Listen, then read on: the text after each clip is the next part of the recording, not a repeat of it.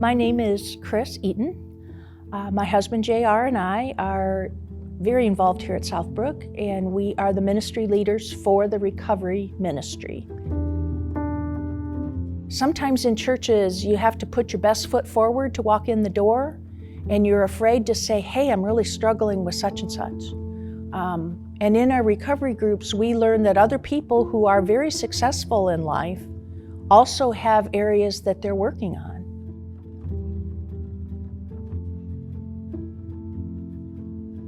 When I come into recovery, I was bankrupt in mind, body, and spirit.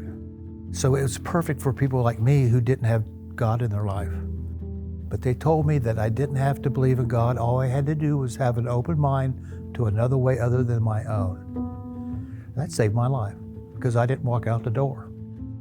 And found that codependency was a tremendous problem for me because it was the way I was before I ever picked up a drink.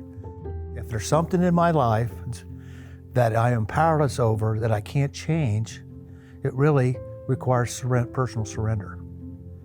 And if I can surrender that I've done the best I can in my life and this is where I'm at, that's a good starting point. But I met Chris there, and she had been in codependency for a long time. So in codependency, I realized I was addicted to everybody else's approval, but I couldn't tell you what I felt. But I knew that I was unhappy, and it seemed that the closer people were to me, the more I clashed with their personalities. So as I sat in groups, and I didn't say much at all for the first couple months, I just listened, but I was soaking it up. There was a lot I could relate to as they shared about where they stumbled in life. It normalized for me my mistakes, that they're part of my sin nature. But what I was shocked by was how honest people were and how at peace they seemed to be with their own self. And I wanted some of that. And do the work necessary with God's help and people's help to turn around, change my life, and move on. Well, for me, that took a long time because I'm a pretty good sinner. And if people that knew me back in the 70s and 80s would see me today, they go, what has happened to you? I'm not that guy. And my kids are glad that I'm not that guy. And so these steps, these 12 steps, have helped me figure out a way to put that into practice.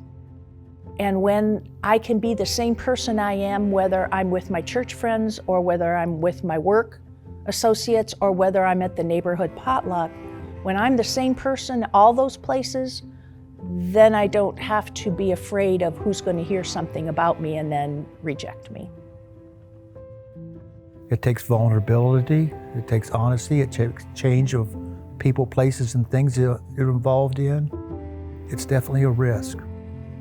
The only qualification that you have for membership is you want to change your life because you've done your best and it's not good. Your life is unmanageable and you're actually insane because we do insane things. And you just have a willingness to get better and we take it from there. We've seen people talk and heard people talk, and it seems like people are on the fence a lot. But I just wanted to say that if you jump off the fence, we got you.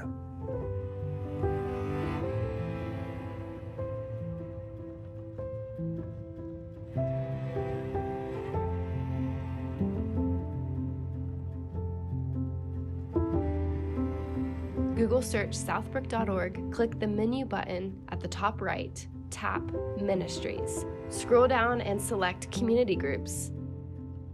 Then click Community in Recovery. This is where you can connect with JR and Chris and learn more about recovery.